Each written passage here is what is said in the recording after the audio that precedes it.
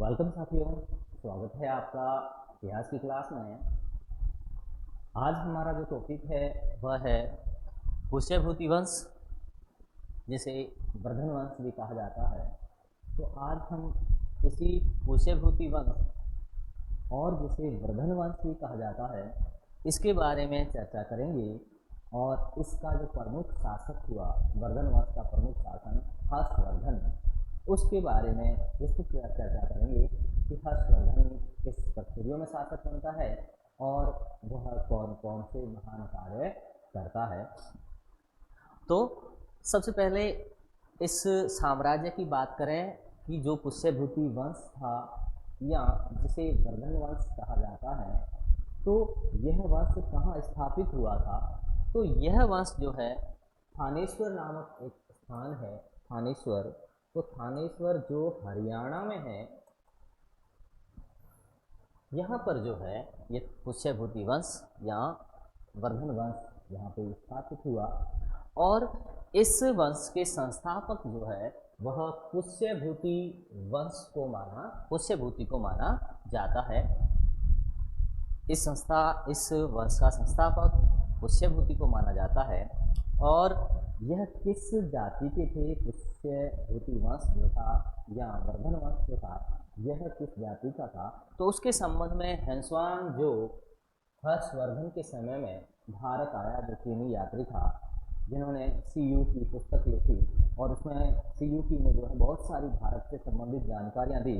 तो ये जो है हेंसुआंग इसे फिसे कहता है। फिसे यानी वैश्य जाति का बताया जाता है। हेंसुआंग के अनुसार जो थानेश्वर का वर्धन वंश था वह वैश्य अर्थात फिसे जाति का था। तो यह जब वंश स्थापित हुआ तो उस समय कौन सी परिस्थितियाँ थी, किन परिस्थितियों में जो है इस वंश का उदय हुआ, तो इसके बारे में कहा जाता है कि जब गुप्त साम्राज्य अपने पतन के कगार पर था, अर्थात जब स्कंदगुप्त की मृत्यु हो जाती है और उसके बाद जो उसके उत्तराधिकारी होते हैं वह कमज़ोर और निर्बल उत्तराधिकारी होते हैं, जिसकी वजह से अनेक बाह्य आक्रमणकारी, मुख्य रूप से हूण, जो मध्य एशिया की एक बर्बर जाति थी, बहुत ही खतरनाक जाति और बहुत ही बर्बर जाति, तो हूणों के आक्रमण होते हैं। और हूणों के आक्रमण के कारण और इसके अलावा एक सार्वभौम सत्ता न होने के कारण, यानी कि एक शक्तिशाली शासक न होने के कारण, जो अधीन साम्राज्य थे या अधीन राज्य थे, छोटे छोटे राज्य, उन्होंने अपनी स्वतंत्रता अपने आप को स्वतंत्र घोषित कर दिया और एक नए वंश की स्थापना करते चले गए। तो इन्हीं में से एक था ये जो थानेश्वर स्थान, यहाँ पर जो है पुष्यभूति वंश या वर्धन वंश, जैसे पुष्यभूति उसके संस्थापक माने जाते हैं। तो यहाँ पे इसकी स्थापना हुई, क्योंकि जब एक केंद्रीय सत्ता नहीं रही, जब सार्वभौम सत्ता नहीं रही, तो इन सार्वभौम सत्ता न होने के कारण भिन्न छोटे छोटे साम्राज्यों ने जो है अपनी स्वतंत्रता को जाहिर कर दिया या अपने आप को स्वतंत्र मान लिया। और इससे जो है भारत की राजनीतिक मंच पर एक नया वंश जो बाद में आगे चलकर काफ़ी प्रतिष्ठित होता है और पुष्यभूति वंश और वर्धन वंश के नाम से जाना जाता है, तो यही वंश जो है स्थापित होता है। पुष्यभूति वंश की परिचय के बारे में कहें या इसका जो कि संस्थापक कौन था, ये तो पुष्यभूति था। और इससे जो है जाति हेंसुआंग के बारे में, हेंसुआंग जो है इनको वैश्य जाति का बताते हैं। तो इसके साथ साथ इसके जो स्रोत है, पुरातात्विक स्रोत में या इस पुष्यभूति का कहीं नाम नहीं आता है। यानी कि वंश का संस्थापक पुष्यभूति तो माना जाता है, लेकिन जो इस वंश से संबंधित जो पुरातात्विक साक्ष्य है या पुरातात्विक स्रोत है, उनमें पुष्यभूति का नाम कहीं पर भी नहीं उल्लेखित किया गया है। जबकि पुरातात्विक साक्ष्यों में प्रथम नाम जो है इस वंश का वह है नरवर्धन नाम मिलता है। इसके अलावा इस वंश से संबंधित यानी कि जो इनके शासक हुए हर्षवर्धन या दूसरे शासक जो हुए वर्धन वंश के या पुष्यभूति वंश की, इनसे संबंधित जो स्रोतों की जानकारी या जानकारी के स्रोत जो है वह कौन कौन से हैं, तो उसके बारे में हम कह सकते हैं कि इनके स्रोतों में प्रमुख रूप से हर्षचरित, जो बाण भट्ट द्वारा लिखी गई, बाण भट्ट जो हर्ष के दरबारी कवि थे, इन्होंने हर्षचरित लिखा। तो हर्षचरित में हर्षवर्धन के बारे में बहुत सारी जानकारी, उनके साम्राज्य के बारे में बहुत सारी जानकारियाँ प्राप्त होती है। और इसके साथ साथ बाण भट्ट ने जो है कादम्बरी भी रचना की और चंडी शतक भी लिखा। तो प्रमुख रूप से वर्धन वंश से संबंधित जो ग्रंथ है या जो पुस्तक है वह बाण भट्ट की हर्षचरित है। इसके अलावा एक बौद्ध ग्रंथ जो बौद्ध धर्म से संबंधित ग्रंथ है वह है आर्य मंजूश्री मूलकल्प, जिससे वर्धन वंश के बारे में जानकारी प्राप्त होती है, या वर्धन या पुष्यभूति वंश और हर्ष के बारे में खूब सारी जानकारियाँ प्राप्त होती है। और इस पुस्तक में सबसे बड़ी बात यह है कि इसमें हर्ष को सिर्फ ह नाम से संबोधित किया गया है। जो बौद्ध ग्रंथ है महायान शाखा से संबंधित, तो जो ग्रंथ आर्य मंजूश्री मूलकल्प, इसमें जो है हर्ष को केवल ह कहकर संबोधित किया गया है। इसके अलावा जो हर्ष बाण भट्ट जो हर्ष का दरबारी कवि था, तो उनसे एक छोटा सा प्रश्न ये भी बनता है कि हर्ष जो है सर्वप्रथम बाण भट्ट से कहाँ मिला। कई बार ऐसे कंपटीशन परीक्षाओं में प्रश्न ऐसे अंदर बहुत गहराइयों से पूछे जाते हैं। तो इस छोटा सा क्वेश्चन जो बनता है कि हर्ष की प्रथम भेंट या प्रथम मुलाकात जो है वह बाण भट्ट से कहाँ हुई थी, किस स्थान पर हुई थी, तो उससे संबंधित मिलता है कि जो अचिरावती नदी थी और उस अचिरावती नदी पर स्थित मणितारा स्कंदवार में हर्ष पहली बार बाण भट्ट से मिला था। मणितारा स्कंदवार अचिरावती नदी के तट पर स्थित मणितारा स्कंदवार में हर्षवर्धन जो है पहली बार बाण भट्ट से मिला था। और इसके साथ साथ हर्षचरित में एक महत्वपूर्ण बात जो कई बार कंपटीशन एग्जाम में भी पूछी जा चुकी है कि रहट का उल्लेख किसमें मिलता है। रहट या तुला यंत्र, जैसे घंटी यंत्र भी कहा गया है। तो जो बाण भट्ट की हर्षचरित है इसमें सिंचाई के मुख्य साधन के रूप में तुला यंत्र या घंटी यंत्र, जिसे रहट कहा जाता है, का उल्लेख मिलता है। जो सबसे पहले पंचतंत्र में भी इसका उल्लेख प्राप्त होता है। जो विष्णु शर्मा का पंचतंत्र है उसमें भी रहट का उल्लेख मिलता है।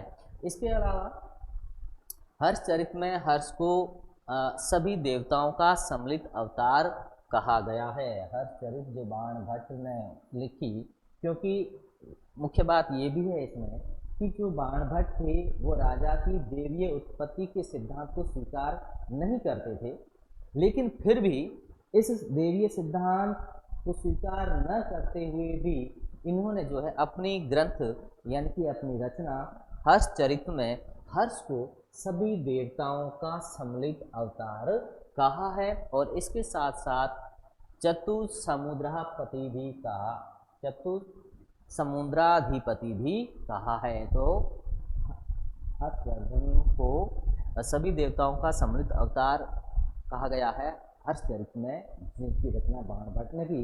लेकिन मुख्य बात यह है कि बाण भट्ट जो है राजा की उत्पत्ति की देवीय सिद्धांत को स्वीकार नहीं करते हैं, लेकिन इसके बावजूद भी उन्होंने अपनी पुस्तक या अपने ग्रंथ हर्षचरित में हर्ष को सभी देवताओं का सम्मिलित अवतार कहा है। इसके अलावा उनकी एक उपाधि और दी है, चतुसमुद्राधिपति, यानी 4 समुद्रों का अधिपति यानी कि स्वामी, 4 समुद्रों का स्वामी भी हर्ष को कहा जाता है। इसके अलावा बात करें कि हर्ष जो छठा शासक था, छठे शासक के रूप में वर्धन वंश के शासक के रूप में, छठे शासक के रूप में बना, तो उससे पहले क्रमबद्ध कौन कौन से शासक हुए। कई बार परीक्षाओं में ऐसे प्रश्न, कंपटीशन परीक्षा होती है, उनका क्रम पूछा जाता है कि शासक कौन कौन से क्रम में हुए, और ये कई बार प्रश्न ये आ भी चुका है। तो क्रम ये था कि सबसे पहले नरवर्धन, क्योंकि प्रातात्विक साक्ष्यों में पुष्यभूति का कहीं पर भी उल्लेख नहीं मिलता है, जबकि प्रातात्विक साक्ष्यों में जो है वह नरवर्धन का ही उल्लेख मिलता है। पहला शासक नरवर्धन को माना जाता है। तो नरवर्धन और उसके बाद राजवर्धन प्रथम, राजवर्धन प्रथम के बाद आदित्यवर्धन शासक बनते हैं, और आदित्यवर्धन के बाद प्रभाकर वर्धन जो है वो शासक बनते हैं, प्रभाकर वर्धन शासक बनते हैं, और उसके बाद राजवर्धन सेकंड शासक बनते हैं। लेकिन इससे जो प्रभाकर वर्धन से पूर्व के जितने भी शासक हुए वह इतने नामचीन या प्रसिद्ध शासक नहीं हुए, क्योंकि शायद उन्होंने जो है वो थोड़े कमजोर थे या बलशाली नहीं थे, अपने साम्राज्य का पूरी तरह से स्थापित या विस्तार नहीं कर पाए थे। लेकिन जब प्रभाकर वर्धन शासक बनते हैं तो प्रभाकर वर्धन जो है, इस प्रभाकर वर्धन के समय में जो मध्य एशिया की हूण जाति, जो बहुत ही बर्बर जाति थी, आक्रमणकारी जाति थी, जिस प्रकार उन्होंने गुप्त प्रशासन के शासनकाल में आक्रमण हुए थे हूणों के, उसी प्रकार प्रभाकर वर्धन के शासनकाल में हूणों ने जो है जब आक्रमण किया भारत पर, तब प्रभाकर वर्धन ने उन हूण आक्रमणकारियों का मुकाबला किया और उनको भारत से बाहर खदेड़ दिया। इसलिए उनको जो है हूण हरिण केसरी कहा जाता है। और इसके साथ साथ प्रभाकर वर्धन की जो उपाधि है वह हूण हरिण केसरी कही जाती है।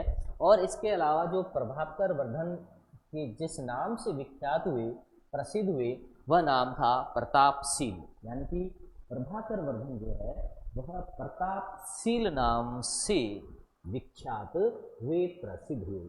इसके अलावा जितने भी प्रभाकर वर्धन से पूर्व के जितने शासक हुए उन्होंने महाराजा धीराज की उपाधि ग्रहण नहीं की थी, तो इससे कई अनुमान ये लगाया जाता है कि या तो वह कमजोर शासक थे या फिर किसी के अधीन शासक बने थे। लेकिन जब प्रभाकर वर्धन शासक बनते हैं तो सर्वप्रथम बार उन्होंने महाराजा धीराज की उपाधि धारण की, और इसके साथ साथ उन्होंने परम सौगात की उपाधि भी धारण की। तो इस प्रकार प्रभाकर वर्धन बहुत ही शक्तिशाली शासक हुए, जिनका विवाह यशोदा से होता है, यशोदा, और इनकी 3 संतानें थी प्रभाकर वर्धन की। 3 संतानों में एक जिसका नाम था वो था राजवर्धन सेकंड, उसके बाद हर्ष और राजेश्वरी, इनकी 3 संतानें थी। तो प्रभाकर वर्धन ने अपनी पुत्री जो राजेश्वरी थी, राजेश्वरी का विवाह जो है वो मोखरी वंश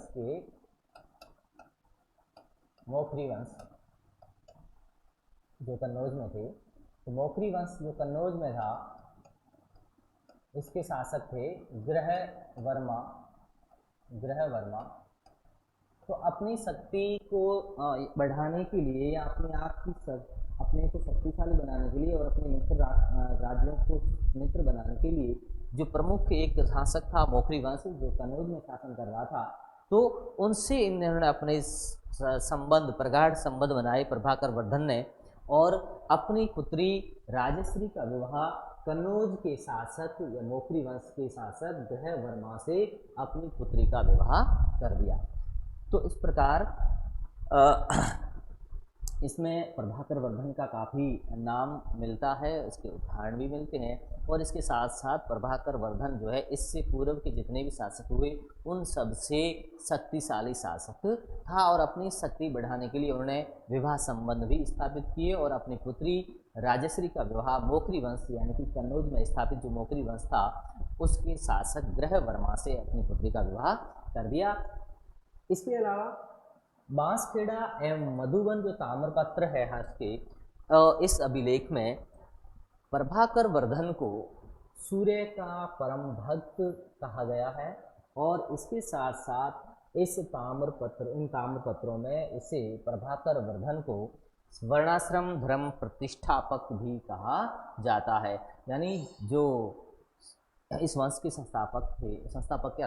जो शक्तिशाली शासक थे, प्रथम शासक जिन्होंने महाराजा धीराज की उपाधि धारण की थी, अर्थात प्रभाकर वर्धन जो हर्षवर्धन और राजवर्धन के पिता थे, तो उनको बांसखेड़ा एवं मधुबन ताम्रपत्र अभिलेख में सूर्य का परम भक्त और वर्णाश्रम धर्म का प्रतिष्ठापक कहा गया है। उसके बाद जब शासक बनते हैं राजवर्धन द्वितीय, जो राजवर्धन द्वितीय थे, राजवर्धन द्वितीय, जब प्रभाकर वर्धन की मृत्यु होती है तो 605 ईस्वी में प्रभाकर वर्धन की मृत्यु होने के बाद राजवर्धन, जो प्रभाकर वर्धन का बड़ा पुत्र था, ज्येष्ठ पुत्र था, क्योंकि उस समय यह व्यवस्था थी या ये पद्धति थी कि एक राजा की मृत्यु होने पर उसका बड़ा पुत्र, ज्येष्ठ पुत्र ही, क्योंकि उत्तराधिकारी का नियम लागू था, तो बड़ा पुत्र ही राजा बनेगा, उसे ही पहले युवराज घोषित कर दिया जाता था और उसे राजा की मृत्यु होने पर उसे ही सम्राट घोषित किया जाता था। तो जो प्रभाकर वर्धन थे वो हर्ष से बड़े थे, तो जब प्रभाकर वर्धन की मृत्यु हुई तो उसके पुत्र राजवर्धन द्वितीय 605 ईस्वी में शासक बनते हैं, राजा बनते हैं। लेकिन इसी समय जब राजवर्धन शासक बनते हैं तब जो इनकी बहन राजश्री थी, जिनका विवाह ग्रहवर्मा के साथ किया गया था, उस के शासक ग्रहवर्मा, उस पर आक्रमण होता है मालवा के शासक देवगुप्त का और शशांक जो बंगाल गौड़ प्रदेश का शासक था। तो देवगुप्त और शशांक दोनों ही मिलकर ग्रहवर्मा पर आक्रमण करते हैं। युद्ध में ग्रहवर्मा मारा जाता है और राजश्री को बंधक बना लिया जाता है और कनौज की जेल में डाल दिया जाता है। और इस प्रकार से जो है राजश्री का जो पति था उसकी हत्या कर दी जाती है और राजश्री को कैद कर लिया जाता है। जब यह सूचना राजश्री के भाई राजवर्धन को प्राप्त होती है तब राजवर्धन अपनी सेना, विशाल सेना लेकर उनको, शत्रुओं को दंड देने के लिए आगे बढ़ता है और वह जो है देवगुप्त पर आक्रमण करता है और देवगुप्त को पराजित करके उसकी हत्या कर देता है और राजश्री को ढूंढने का प्रयास करता है, कैद से आज़ाद कराने का प्रयास करता है। लेकिन उस जो शशांक था, बंगाल का जो शासक शशांक, जिसने अपना जो धर्म था, जिसका शैव धर्म का बहुत प्रबल समर्थक था, और एक प्रश्न छोटा बनता है कि किसने जो है बोधि वृक्ष को कटवा दिया था, तो यह वही शशांक था जो बंगाल का शासक था, जो प्रदेश का शासक था। तो जब देवगुप्त की हत्या करके राजवर्धन हत्या कर देता है, उसे पराजित कर देता है और राजश्री की खोज करता है, लेकिन तभी जो शशांक, जो बंगाल यानी कि गौड़ प्रदेश का शासक होता है, वह धोखे से, छल कपट से संधि का निमंत्रण भेजता है राजवर्धन के पास। और जब राजवर्धन निशस्त्र या किसी प्रकार से उनके पास संधि करने के लिए जाते हैं तब राजवर्धन पर आक्रमण कर देता है और छल से जो है राजवर्धन की हत्या कर दी जाती है।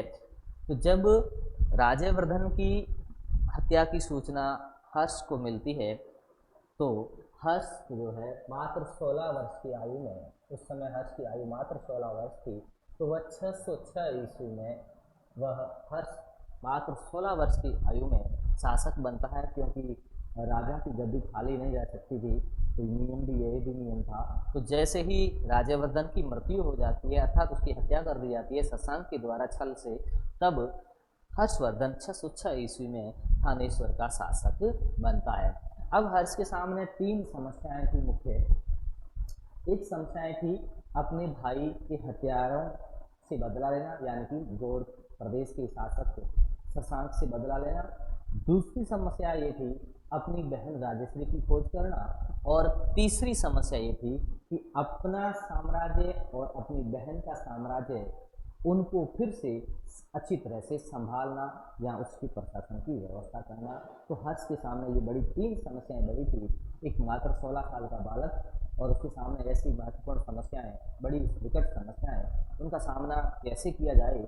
तो हर्ष ने जो है बड़ी बुद्धिमत्ता से इन समस्याओं का सामना किया और अपने भाई की हत्या का बदला लेने के लिए विशाल सेना लेकर वह जाता है और शशांक को पराजित करता है और कनौज पर अधिकार कर लेता है।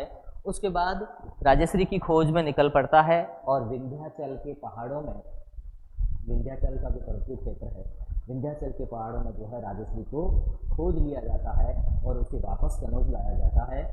राजश्री एक महिला होने के नाते वह उसका संरक्षक बनता है और हर्षचरित में ये उल्लेखित किया भी गया है कि वह जो संरक्षक के रूप में कार्य करता है। तो इस प्रकार फिर जो है वह दो साम्राज्यों का, यानी कि एक तो थानेश्वर का और दूसरा कनौज का जो उसकी बहन का साम्राज्य था, उन दोनों का प्रशासन संभालता है, अपनी बहन के साथ शासक बनता है। तो हर्ष जो 606 से सम्राट बनता है और 647 ईस्वी तक जो है शासन करता है। इस दौरान बहुत सारे महत्वपूर्ण कार्य करता है और अपनी बहन की खोज करता है, अपने भाई के हथियारों से बदला लेता है, शशांक को पराजित करता है और इसकी जो उपाधि थी वह मगध राज की थी। हर्ष ने मगध राज की उपाधि धारण की। इसके अलावा जो एहल अभिलेख है जो पुलकेशिन द्वितीय का है, जो गुर्जर प्रतिहार शासक था पुलकेशिन द्वितीय, तो पुलकेशिन द्वितीय का जो अहेल अभिलेख है जिसके साथ पुलकेशिन द्वितीय के साथ जो है हर्ष का युद्ध होता है और हर्ष पुलकेशिन द्वितीय से पराजित हो जाता है, तो इसी के अभिलेख जो अहेल अभिलेख है इसमें हर्ष को सकलो उत्तरापथनाथ यानी सकल उत्तरापथनाथ यानी कि स्वामी कहा गया है इसी अहेल अभिलेख में। और इसके साथ एक छोटा सा क्वेश्चन बहुत ही महत्वपूर्ण बनता है कि हर्ष के हाथी का नाम क्या था, तो हर्ष के हाथी का नाम था दर्प सात। और एहोल अभिलेख जो पुलकेशिन द्वितीय का है बहुत ही महत्वपूर्ण है और इसमें जो है जिससे पुलकेशिन द्वितीय ने हर्ष को पराजित किया था, लेकिन जो इस अभिलेख है इसमें इन्होंने सकलो उत्तरापथनाथ कहा है। किसको? हर्ष को कहा है, हर्ष को सकलो उत्तरापथनाथ कहा गया है। और इसका जो हर्ष का हाथी था उसका नाम था दर्पसात। और हर्ष को शिलादित्य भी कहा जाता है, यानी शिलादित्य नाम किसने दिया? वह दिया था चीन यात्री ह्वेनसांग ने, जिन्होंने जो है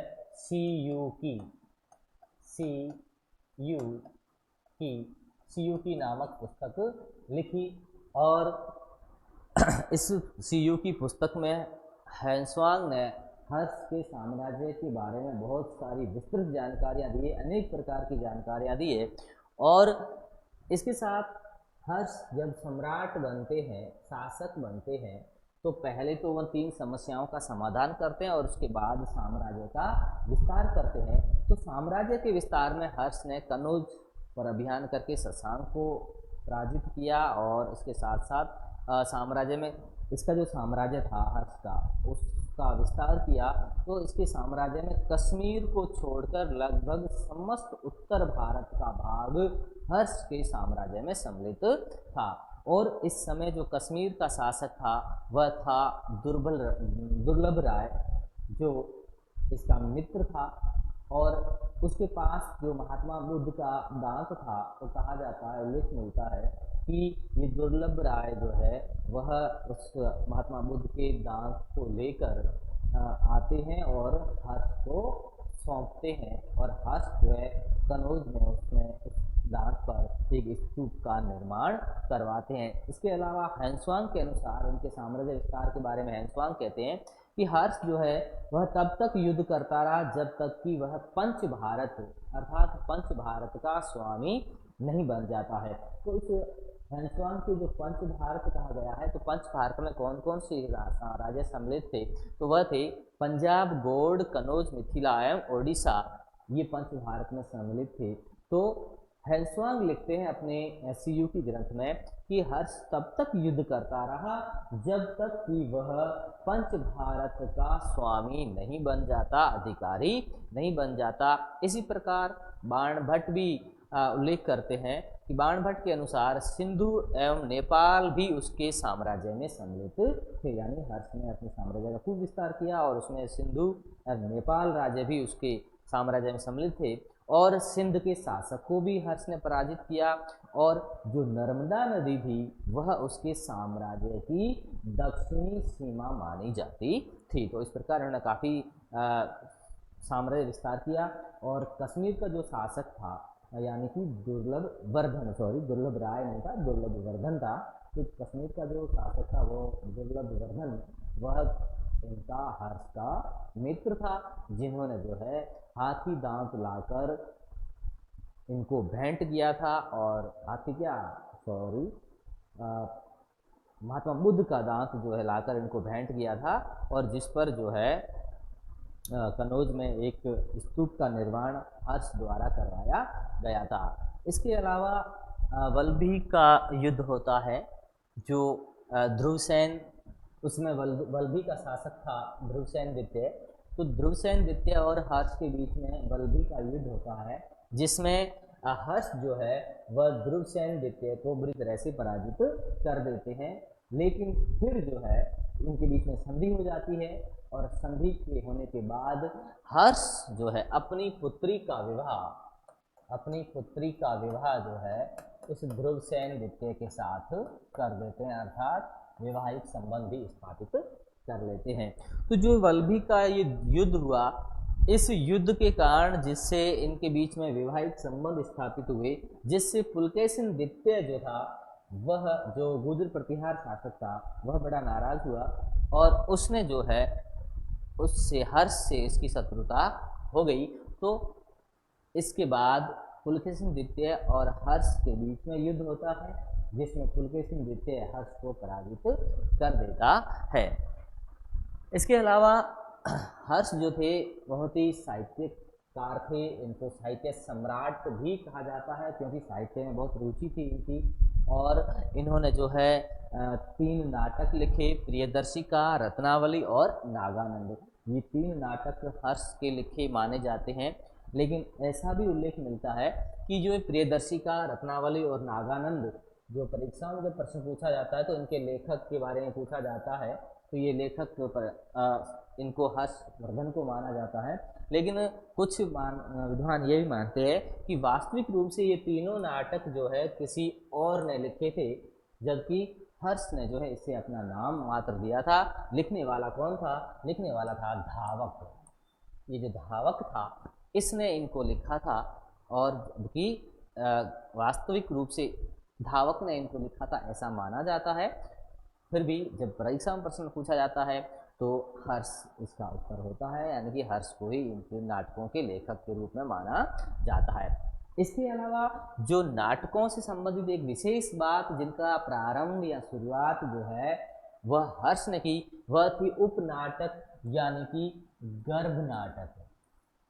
जो गर्भ नाटक या उपनाटक का सबसे पहले प्रारंभ जो है किया, वह किया था हर्ष ने प्रियदर्शिका से। जो प्रियदर्शिका नाटक लिखा, उसमें जो है इन्होंने गर्भ नाटक या उपनाटक को प्रारंभ किया। तो सबसे पहले भारत में गर्भ नाटक या उपनाटक प्रारंभ करने वाले हर्षवर्धन थे, और इन्होंने जो है इसका प्रारंभ प्रियदर्शिका से किया था।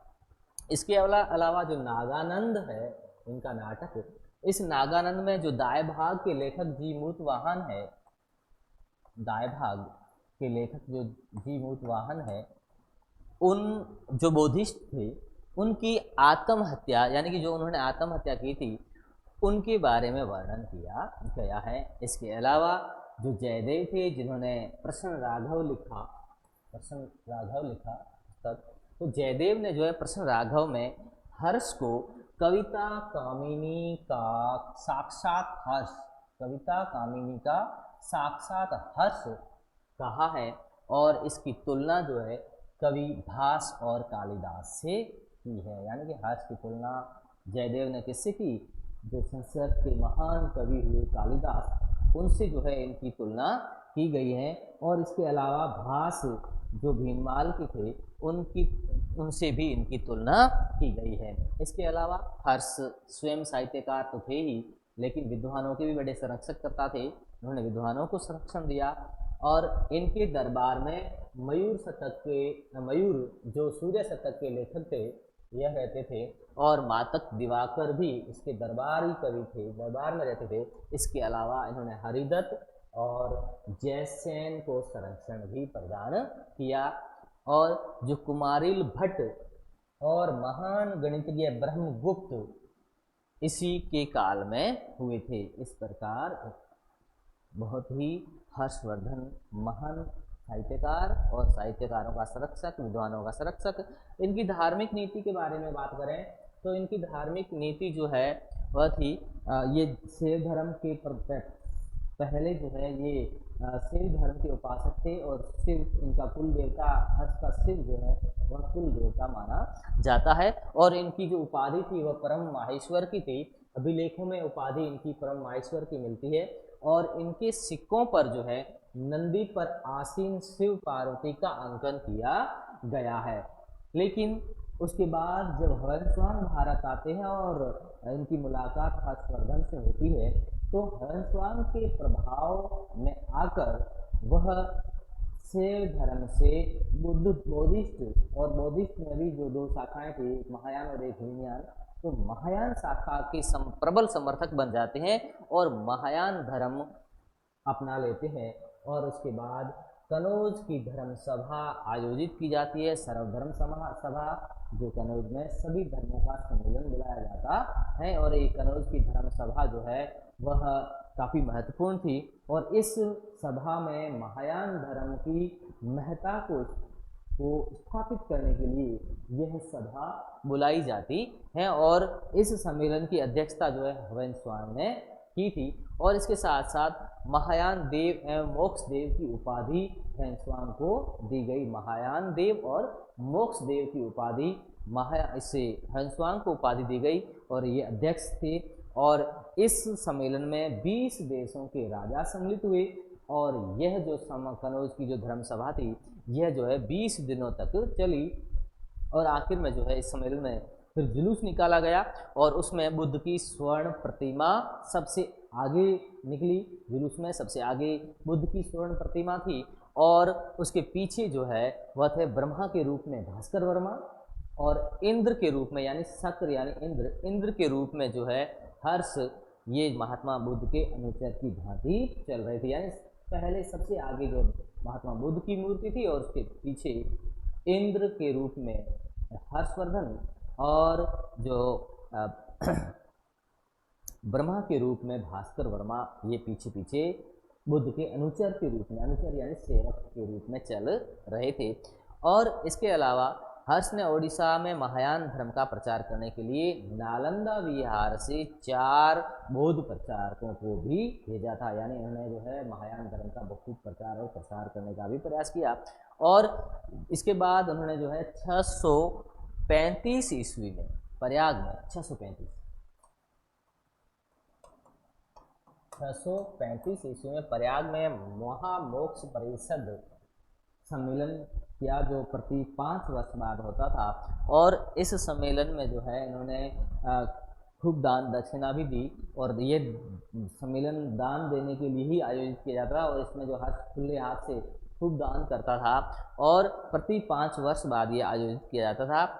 इससे पहले 5 आयोजन पहले हो चुका था और 635 में जो आयोजन हुआ प्रयाग में तो यह 6ठा आयोजन था। और इस मोक्ष परिषद में 75 दिनों तक चला और ह्वेन-त्सांग व 18 देशों के राजा जो है इसमें सम्मिलित हुए। यहाँ हर्ष ने बुद्ध, आदित्य देव यानी सूर्य एवं ईश्वर देव यानी शिव की पूजा की, यानी कि 3 देवों की पूजा की। सर्वप्रथम उन्होंने जो है बुद्ध की पूजा की, उसके बाद सूर्य की पूजा की और उसके बाद जो है इन्होंने शिव की पूजा की। और यहीं पर जो है प्रयाग में जो चीनी यात्री ह्वेन-त्सांग था उन्होंने वापस अपने देश चीन जाने की अनुमति यहीं प्रयाग में ही मांगी थी हर्षवर्धन से। इसके बाद प्रशासन की बात करें हर्ष की, तो हर्ष के प्रशासन यानी कि साम्राज्य जो केंद्र था वो उसका मुख्य सम्राट ही था।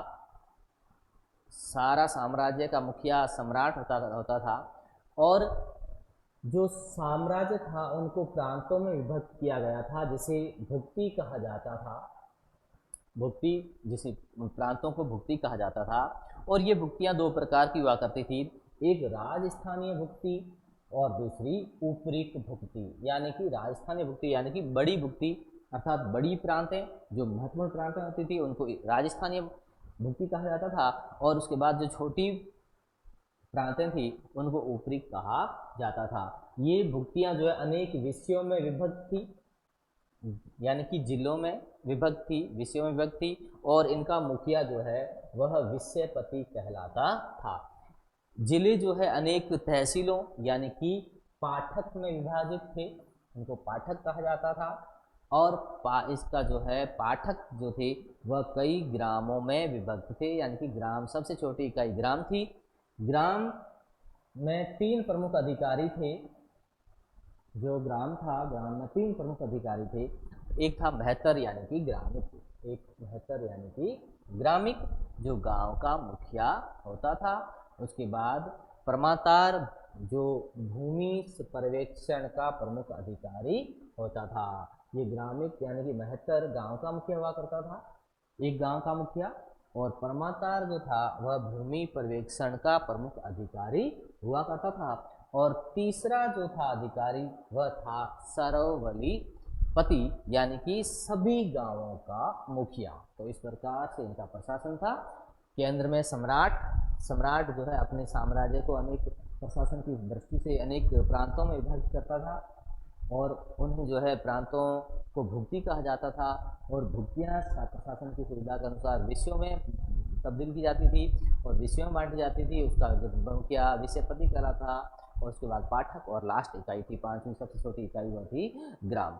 इसके अलावा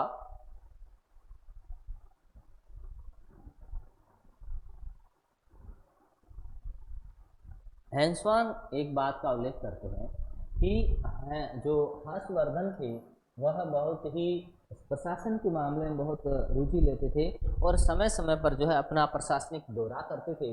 और जब ये प्रशासनिक दौरे पर निकलते थे तो उनके रहवास के लिए अस्थायी आवास बनाए जाते थे, क्योंकि सम्राट के रहने के लिए जगह तो होनी चाहिए, निवास तो होना चाहिए। तो जो अस्थायी आवास बनाए जाते थे उन्हें जय स्कंदवार कहा जाता था। तो इस प्रकार से दौरा किया जाता था और उनके लिए अस्थायी आवास बनाए जाते थे, जैसे जय स्कंदवार कहा जाता था। जो संपूर्ण राज्य की आय थी उन्हें 4 भागों में बांटा जाता था। हर्षवर्धन के शासनकाल में उन 4 भागों में संपूर्ण आय को बांटा गया था। पहली आय का जो भाग था वह था राजा के खर्चे के लिए, यानी राजा पहले भाग में राजा खर्चे के लिए होता था, राजा के खर्च के लिए। दूसरा आय का भाग जो है विद्वानों पर खर्च किया जाता था। तीसरा आय का भाग प्रशासन में खर्च किया जाता था, यानी जो प्रशासनिक अधिकारी थे उनके वेतन और भत्ते के रूप में उनको खर्च किया जाता था। और जो चौथा आय का भाग था उसे धार्मिक कार्यों के रूप में, यानी कि जन कल्याण के कार्य या दूसरे किसी प्रकार के धर्म से संबंधित कार्य या जनता के हित के कार्य, उनमें खर्च किया जाता था। इस प्रकार कुल आय को 4 भागों में बांटा जाता था। पहला राज्य के खर्च के लिए होता था, दूसरा विद्वानों के लिए होता था, तीसरा प्रशासन के लिए होता था, और चौथा जो है वो धार्मिक कार्यों के लिए होता था। और इस प्रकार हर्षवर्धन ने बहुत महान कार्य किए, और इस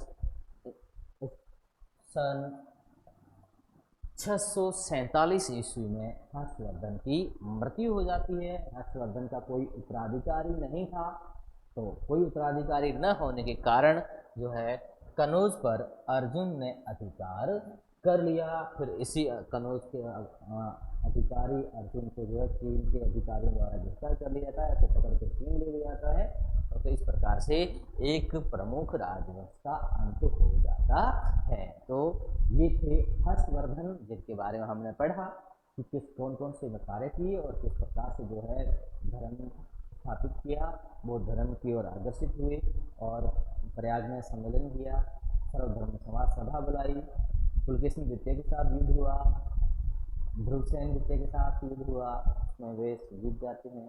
तो इस प्रकार राजनीति की खोज करते हैं और शासक के रूप में क्या क्या कार्य करते हैं, कैसी उपाधियां प्राप्त करते हैं। तो इसका अगला टॉपिक अगली क्लास में, तब तक के लिए नमस्कार।